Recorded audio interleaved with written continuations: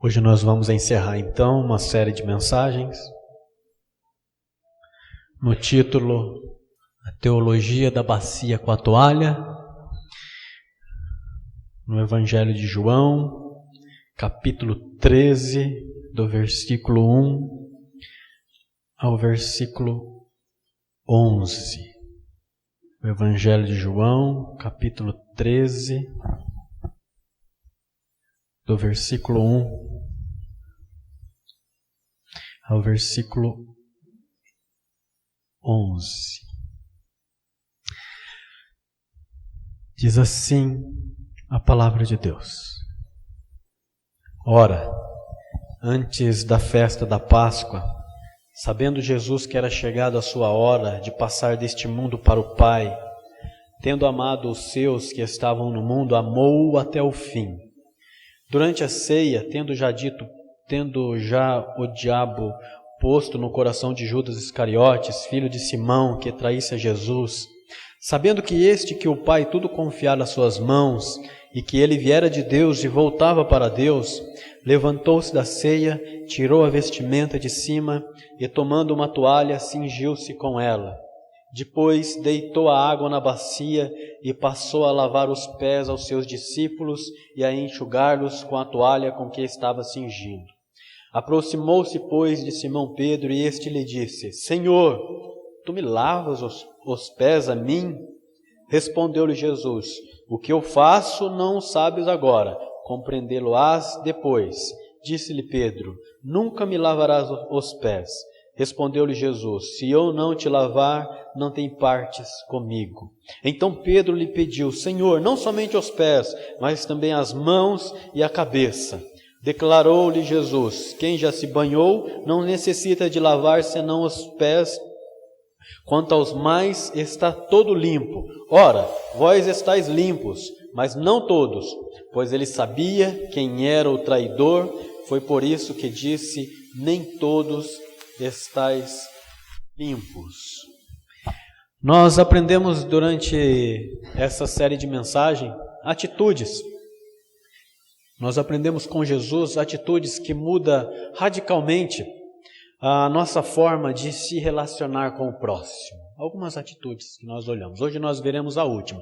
Nós vimos a primeira atitude, que quando nós a praticamos em nossa vida e encontramos nesse texto, foi a atitude de ame sempre o próximo. A segunda atitude, seja sempre humilde. E hoje nós veremos a terceira atitude, que quando nós aplicamos na nossa vida, isso muda a nossa forma de nos relacionarmos com o próximo, com o esposo, esposa, filho, seja quem for, isso muda. E a terceira atitude é: confie nas palavras de Jesus. Conta-se a história. Isso aconteceu em uma tribo, sempre acontece. O pai ele conduz o filho para a floresta, no final da tarde, ele sobe na montanha e ele tampa os olhos do adolescente, deixa ele sozinho lá. O menino se assenta e ele passa a noite sozinho em absoluta escuridão. E se ele quiser ser aprovado, o menino, ele não pode tirar a venda dos olhos. Também não pode chorar e nem gritar por socorro. Se ele aguentar a noite inteira, ele vai ser considerado um homem. E ele não pode nem contar para os próximos candidatos o que aconteceu lá. E então ele passa a noite, naturalmente o adolescente fica amedrontado com os barulhos dos animais, e enfim, tudo ali causa terror. Ele fica com medo que outra tribo, outros índios possam vir, e ele sente frio e tal, e aquela coisa toda, até que o vento sopra e começa a amanhecer. Segundo essa tribo, chama Cherokees, este é o único modo, é um rito que passa da infância para a fase adulta. Então, quando o menino passa por isso, ele é considerado um homem. E quando acaba tudo, e então a criança, o menino, ele pode remover a venda. E a hora que ele tira a venda, quem que está ali sentado perto dele? O pai. A noite toda passou ali, cuidando dele. Assim é com as nossas vidas, meus irmãos. Nós precisamos confiar nas palavras de Jesus. Mesmo que nós não compreendemos. Nós veremos hoje que nós não podemos, não é bom duvidar daquilo que Deus fala para nós. Olha que interessante, Jesus ele vai lavar os pés dos discípulos, isso nós temos olhado, e agora nós entramos em um aspecto onde o Pedro, ele pergunta no versículo 6, ele diz assim, Senhor, o Senhor não vai lavar os meus pés? Pedro, ele está querendo transmitir a seguinte ideia para Jesus. Senhor Jesus, o Senhor vai fazer isso? Um trabalho desse, era um trabalho servil, né? Era um trabalho de humilhação lavar o pé. Nenhum escravo judeu fazia isso. Era só o não-judeu que fazia.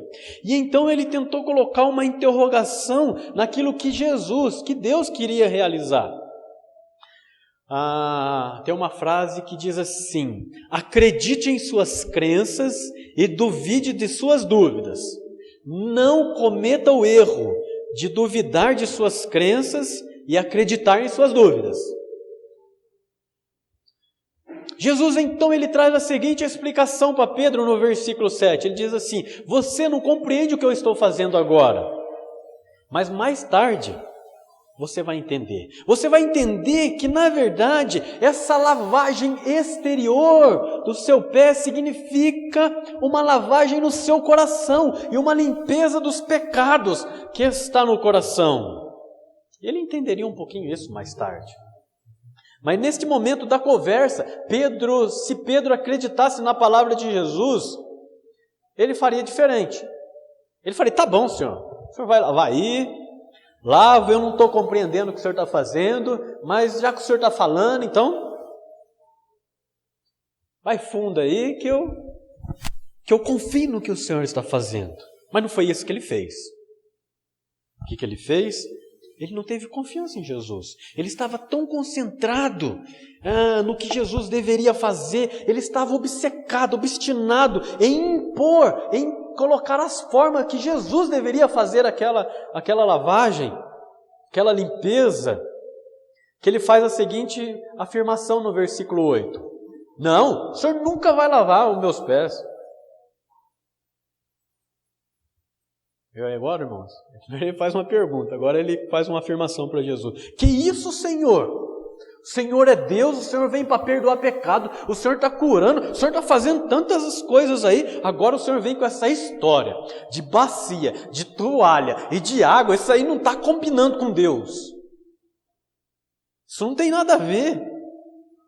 E Pedro, ele acreditava em si mesmo e nas suas ideias.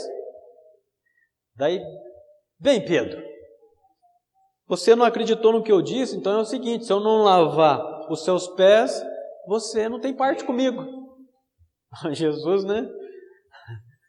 Sendo assim, então, Pedro, né? Então lava tudo.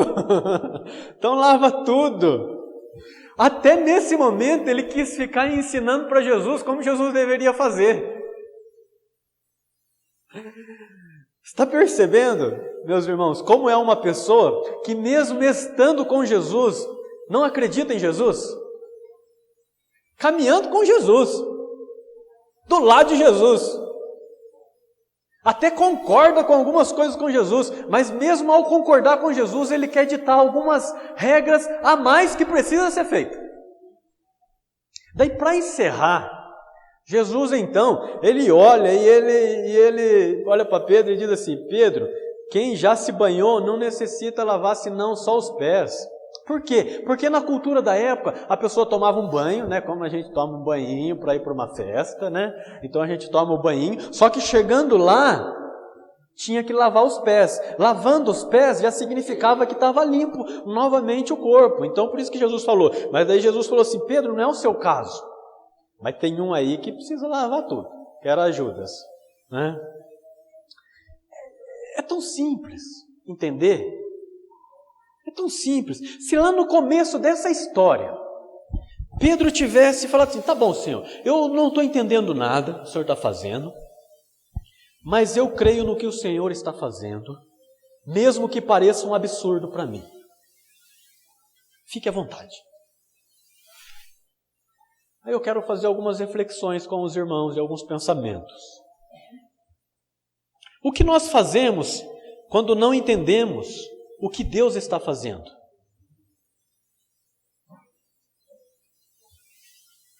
Como nós reagimos quando Deus diz para nós assim, eu não estou explicando, eu espero uma obediência sua? Por que nós temos a tendência de dizer para Deus o que Deus tem que fazer? Porque às vezes nós queremos fazer mais do que Deus quer que nós façamos. Não, lava tudo. Não, é só o pé. Você consegue tirar lições de questões externas, de questões da vida que nós vemos, para uma realidade espiritual? Jesus estava mostrando ali uma questão externa da lavagem, mas espiritualmente era uma lavagem no coração. Tirar lições. Meus queridos irmãos e irmãs, creiam na palavra de Deus, não na sua palavra. Não viva esse outro falso evangelho, que não é o evangelho da teologia, da bacia com a toalha, que diz que Deus vai fazer o que Ele não diz que vai fazer. Não confundamos o que Deus pode fazer com o que Deus vai fazer.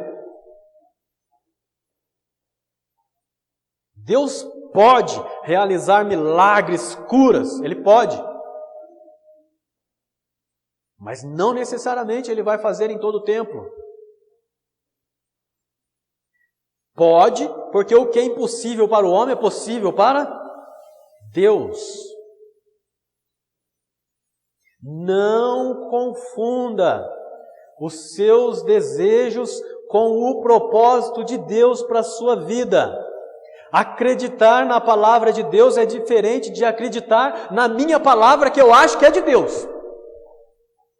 Agostinho, Santo Agostinho, como conhecido, ele disse assim: se você crê somente no que gosta do Evangelho e rejeita o que não gosta, não é no Evangelho que você crê, mas em si mesmo.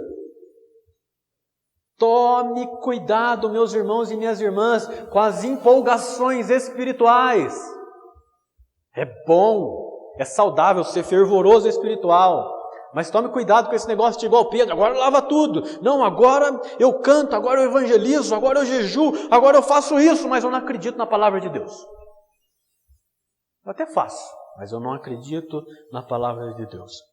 Nós cremos. Nós cristãos, nós cremos na palavra de Jesus. Na palavra que o próprio Simão Pedro havia falado no capítulo 6. Senhor, para onde iremos? Só o Senhor, nós cremos, só o Senhor tem a palavra de vida eterna. Tu és o Santo. Nós cremos nessa palavra. Nós temos crido e conhecido que Tu és o Santo de Deus. Um oficial romano, diz a palavra de Deus em Lucas, capítulo 7, versículo 6 a 9, um oficial romano, um centurião, ele tinha um servo que estava quase morrendo. E ele disse para o Senhor: Senhor, eu não sou digno do que o Senhor entre na minha casa, mas manda uma palavra que o meu servo vai ser curado. Com uma palavra ele foi curado. A palavra de Deus é que cura. A palavra de Deus é que transforma. E Jesus disse assim: nem mesmo em Israel achei fé como esta. Ao realizar as curas e os milagres, se aproximam de Jesus então e diz para Jesus: bem-aventurado quem te concebeu e os seios que te amamentaram. Estava falando da mãe de Jesus. Jesus disse: não, antes, bem-aventurados são os que ouvem a palavra de Deus e guardam. Bem-aventurado é o que ouve e guarda a palavra de Deus. Confie nas palavras de Jesus. É quem guarda, é quem escuta a palavra de Jesus, é quem confia na palavra de Jesus, é onde há os relacionamentos são restaurados, é onde há perdão. É na confiança da palavra de Deus. Conta-se a história de um rei que ele gostava de caçar bastante, ele e os amigos dele. E havia um homem, um dos amigos, era muito piedoso e temente a Deus, mas o rei não era. E sempre que o rei conseguia matar ou abater um animal, ou esse rapaz ele gritava assim: aleluia, tudo que Deus faz é bom. E o rei ficava com raiva disso, né? Um dia, quando o rei disparou a arma de caça, o tiro saiu pela culatra e ele perdeu o dedão da mão direita. Quando voltava para casa carregando uma maca, o sujeito disse: tudo que Deus faz é bom. Aí o rei ficou furioso, né? Mandou prendê-lo num calabouço e jogar a chave fora. Passado o trauma do acidente, o rei e seus demais amigos voltaram a caçar. Numa dessas viagens, eles caíram na mão de uma tribo. Hoje eu estou com uma ilustração só de tribo, né, irmãos? Caíram numa tribo de canibais. E um a um começou a comer, então, aquelas pessoas, né? Foram devorados. E o rei ficou por último. Mas quando chegou a hora dele, eles começaram a examinar, e o sacerdote, o maioral lá dos canibais, percebeu que faltava o dedão na mão direita do rei. E desqualificou ele. Não comeu, porque não se comia quem tinha algum defeito no corpo. E falou assim: pode libertar. Ao voltar para o reino, olha que interessante, ele mandou soltar o amigo dele, né? E contou toda a história. Eu lhe disse, meu rei, tudo que Deus faz é bom, né? Se o Senhor não tivesse perdido o dedão naquela noite, estaria morto a essa hora. O rei se desculpou com o seu amigo por ter mandado prendê-lo e fez a seguinte pergunta: meu amigo, eu ainda tenho uma questão não resolvida no meu coração. Se tudo que Deus faz é bom, por que Ele permitiu que eu mandasse você prender? Por que Ele permitiu que eu mandasse você prender injustamente você, ficando 2 anos aí atrás da grade? Aí ele disse: meu rei, tudo que Deus faz é muito bom. Se eu não tivesse preso aqui, eu estaria na barriga dos canibais. Às vezes nós não compreendemos, irmão. Nós não entendemos nada daquilo que Deus está fazendo. Às vezes nós não compreendemos verdades espirituais. Eu falo: puxa, eu gostaria de entender isso, mas não é o momento. É quinta-feira ainda. Não é a sexta da crucificação. Às vezes Deus está limpando a sujeira do nosso coração, para a gente entender coisas lá na frente, maiores. Como diz, a ficha vai cair mais à frente. Mas acredite, sempre, que o propósito da vida do cristão é muito sublime, é muito elevado, é mais alto. A vida de Pedro era para proclamar o Evangelho, era para morrer por Jesus. A nossa vida é para proclamar o Evangelho. Diz um versículo assim: confie no Senhor de todo o teu coração. O que eu li hoje no começo. Não se apoie em seu próprio entendimento. Confie sempre no Senhor. Não queira entender tudo. Confie. Confie sempre no Senhor. Eu quero concluir. A cerimônia da lavagem dos pés durante a Páscoa revela que o Filho de Deus, ele é o servo. E ele está instruindo então os discípulos em humildade e em perdão diante de uma traição ali que viria de Judas. Tudo isso acontece para que nós tenhamos mais fé em Jesus como Deus. Evangelho de João. Tenhamos fé na morte, na ressurreição de Jesus para perdoar os nossos pecados.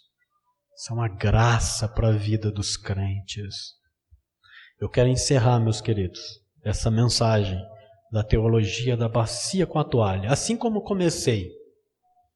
Infelizmente, nós vivemos uma geração em que boa parte dos crentes querem resolver seus problemas de relacionamento, seja esposo, marido, filho, patrão, seja o que for, como se Deus fosse um gênio da lâmpada. Daí o povo então sai para buscar a palavra que quer ouvir. E esses líderes aproveitadores então pregam aquilo que o povo deseja ouvir e não aquilo que o povo precisa ouvir. E o resultado disso é que vai surgindo pessoas mais egoístas, relacionamentos sendo desfeitos e falta de compromisso com a palavra de Deus. Mas nós cremos no Evangelho da pregação de Jesus, da pregação do ame sempre. Da pregação do seja sempre humilde e confie sempre nas palavras de Jesus. E a minha oração para nós esta noite, para esta igreja, é que Deus tenha misericórdia de nós. Que Deus nos livre de acreditar em mentiras, em supostas verdades, que mesmo diante as nossas dificuldades, as nossas lutas de relacionamentos na vida, nós venhamos amar mais, venhamos ser mais humildes e venhamos a confiar sempre em Jesus Cristo como Deus. Por isso que o Senhor Jesus, ainda no capítulo 13, versículo 15, ele disse assim para nós. Ele poderia falar assim, está aqui a lição, vê o que vocês fazem agora. Não foi isso que Jesus disse. Jesus disse assim, porque eu vos dei o exemplo, como eu vos fiz, façais vós também. Nós temos exemplo. E o nosso exemplo é Jesus Cristo. Ele é o exemplo para nós vivermos. Amém? Vamos orar neste momento, meus irmãos. Talvez você esteja que nem Pedro essa noite aqui. Não está entendendo nada. Por que isso? Deus fala para nós. Confie na minha palavra. Só confie na minha palavra. Põe a confiança na minha palavra, não na palavra que você acha que é minha. Na minha palavra. E deixa eu trabalhar no seu coração.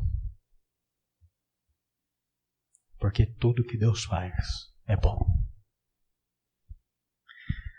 Senhor amado, obrigado, Pai, porque tudo que o Senhor faz é bom, ó Deus. É verdade que aos nossos olhos muitas vezes parece ser injustiça. Mas tudo que o Senhor faz é bom, ó Pai. Nós confiamos na Tua palavra. A Tua palavra é palavra de vida. Palavra que restaura. Continue trabalhando no nosso coração, ó Deus. Continue trabalhando no coração do Teu povo, ó Deus. Limpando mesmo, ó Deus. Transformando as nossas vidas à imagem e semelhança do Senhor Jesus, ó Deus. No nome de Jesus, ó Pai. Que nós possamos ser sempre a igreja da teologia da bacia com a toalha, ó Deus. No nome de Jesus é que nós oramos. Amém. Amém.